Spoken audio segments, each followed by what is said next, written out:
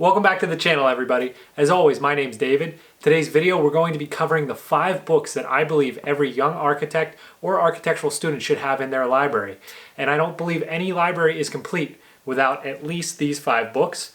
We're also not going to be touching on any of the general well-known books, say Francis Ching's Building Construction Illustrated, or even the Architectural Graphic Standards. Those books are no-brainers when it comes to must-haves for your architectural library, and probably a lot of your professors have already told you that you need those books.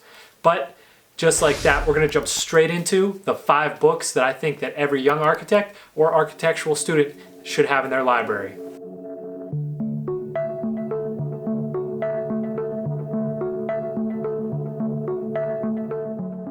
Before we start listing off today's books, I want you to know that they are not in any particular order, and if you find any of these interesting, feel free to take a look in the description of this video where you'll find links to all of the books that I'm talking about today. First up on today's list, we have Paul Segal's Professional Practice, a guide to turning designs into buildings. This book comes in handy constantly. It's a quick reference guide for professional practice. It covers everything from how to market your business to construction documenting, owner's representation. It's also a much better reference book than the AIA's Student's Guide to Professional Practice that is super dense. I believe it comes with a CD-ROM even, if any of you guys remember what those are. But basically this book is a 700-page version of the AIA's standard book for professional practice.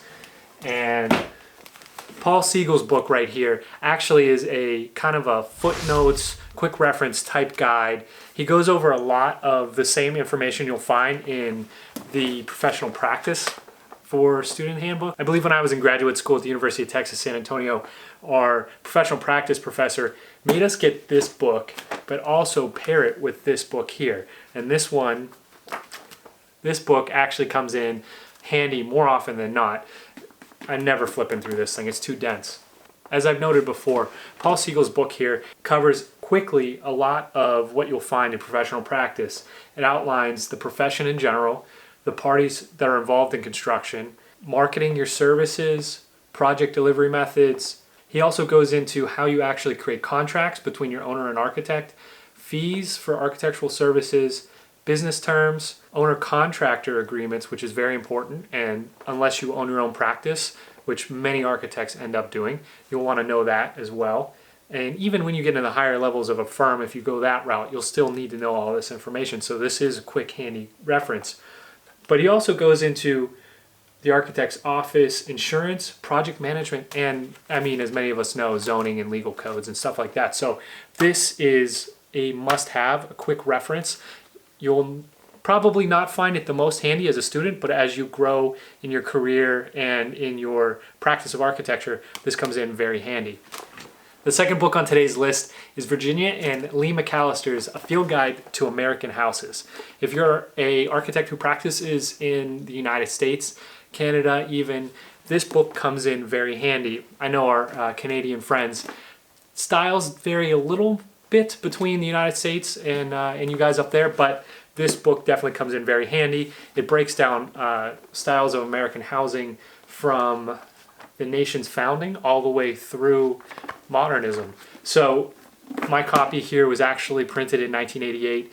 This comes in, I think this is my second copy of the book. I lost my last one in transition between moving after graduate school. I must say, as an architect who practices some historic preservation, a lot of residential work, and renovation work of that residential, this comes in very handy because in my practice, I like to design towards a specific architectural style rather than creating something completely different and contrasting. I like to complement the existing building, and so this comes in handy as a reference guide.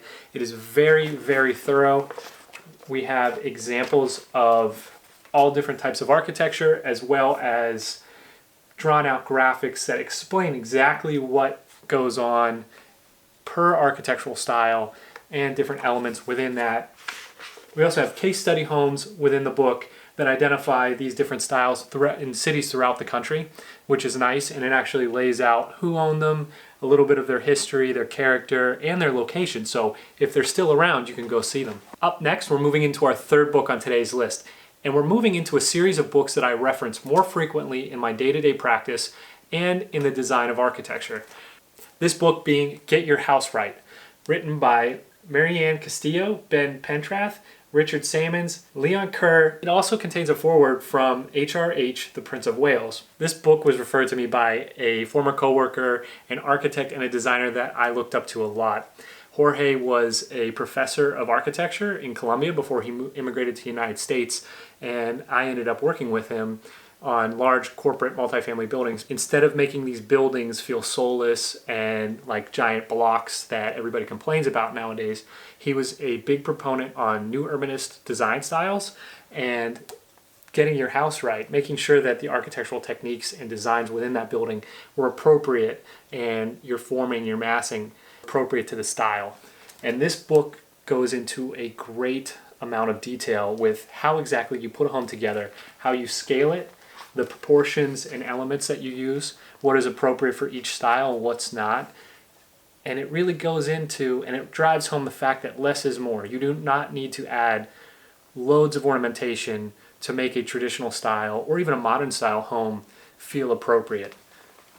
So for that, this is a book that I reference constantly, especially in my practice of residential architecture.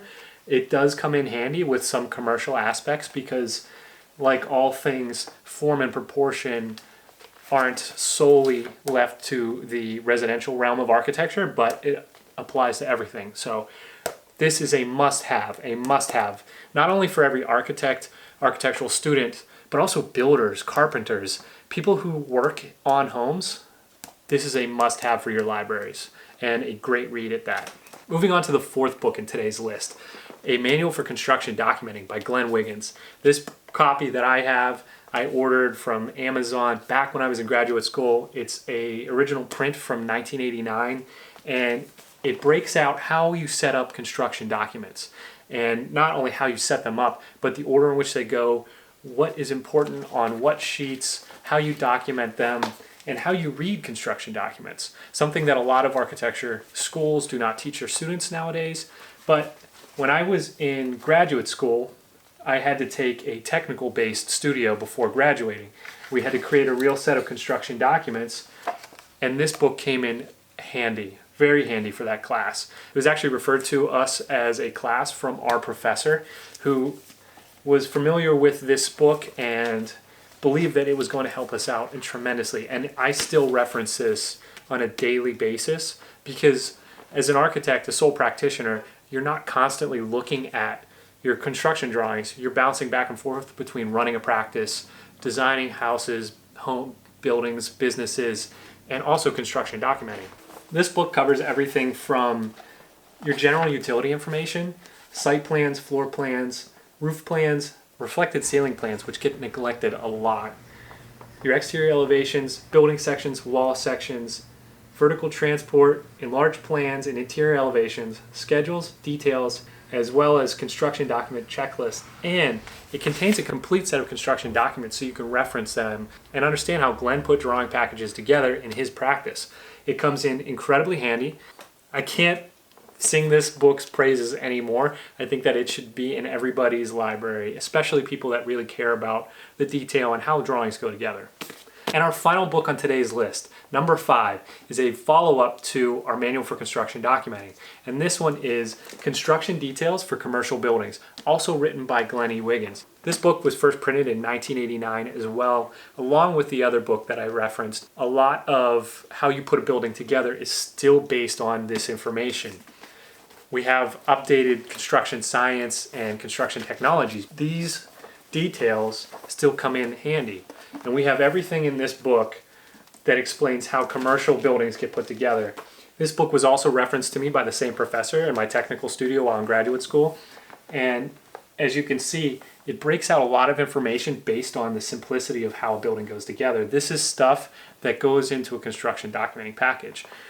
The first book in this 2-book series goes over the more 30,000 foot view of a construction drawing package, and this book dives into the minutiae, the details of how the building gets put together.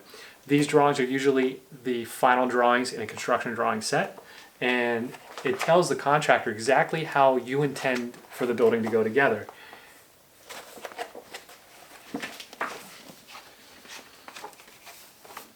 This book covers everything from basic elements within construction details, such as hatchwork or labeling, to site details, building envelopes, partition details, reflected ceiling details, vertical transport details, bathroom details, and a standard reference. A lot of the details are still in play today.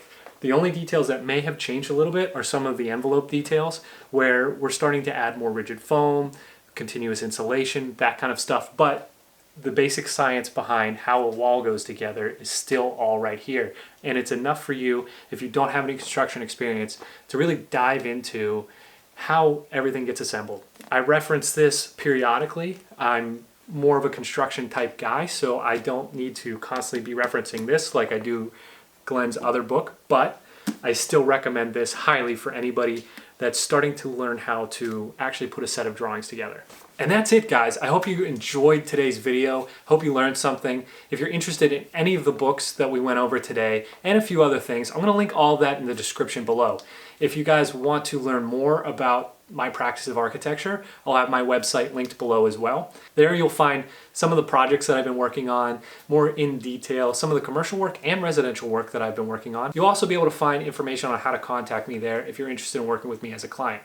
If you guys aren't already subscribed to the channel and you enjoy architecture and topics like this, feel free to hit that subscribe button and the bell notification, as it's going to let you know when I come out with new videos just like this. And until next time, keep building.